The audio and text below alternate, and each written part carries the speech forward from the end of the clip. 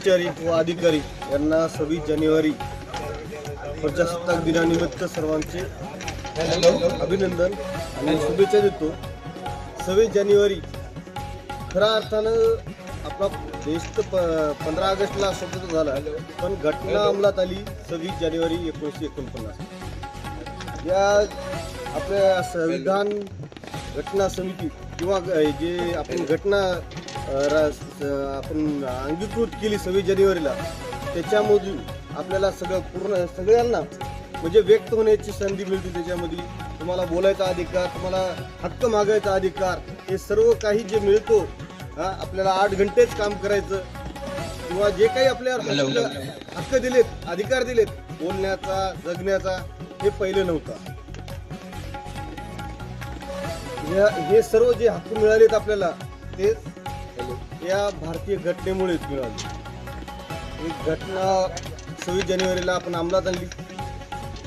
आपण म्हणजे डॉक्टर बाबासाहेब आंबेडकर यांनी निर्माण केली आणि 26 जानेवारीला पूर्ण भारतभरात ही राज्यघटना अंमलात आणली। त्याबद्दल सर्वांचे आपले अभिनंदन आणि शुभेच्छा देऊन म्हणजे 2 शब्द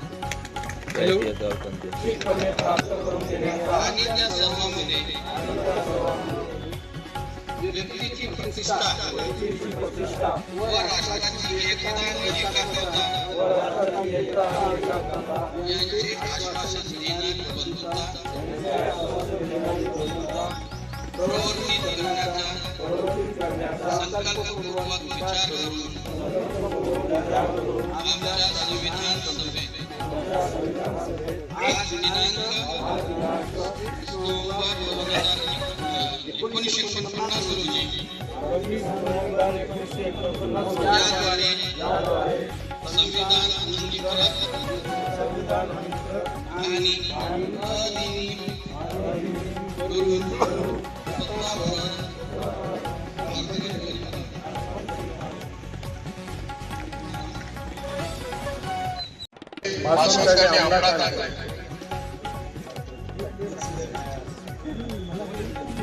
डिसेंबर 1929 रोजी पंडित जवाहरलाल नेहरू यांनी लाहोर येथील रावी नदीच्या काठावर तिरंगा ध्वज फडकवला। त्याची आठवण म्हणून आपण 26 जानेवारी रोजी हा तिरंगा ध्वज आपण फडकत आहोत। त्याबद्दल पुन्हा एकदा सर्व कर्मचाऱ्यांच्या हार्दिक शुभेच्छा।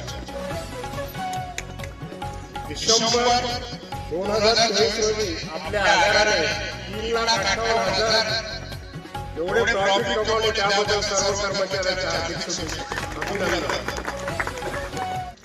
मागच्या वर्षी आपल्याला विद्युत सम्राट बाळासाहेब ठाकरे स्वच्छता अभियानामध्ये थोडे कमी गुण मिळाले। यावेळेस तरी आपण थोडा प्रयत्न करून गुण चांगल्या पद्धतीने मिळवून आपला आगार बसताना पारितोषिक प्राप्त होईल अशी आपल्याकडून अपेक्षा करतो आणि ते माझे 2 शब्द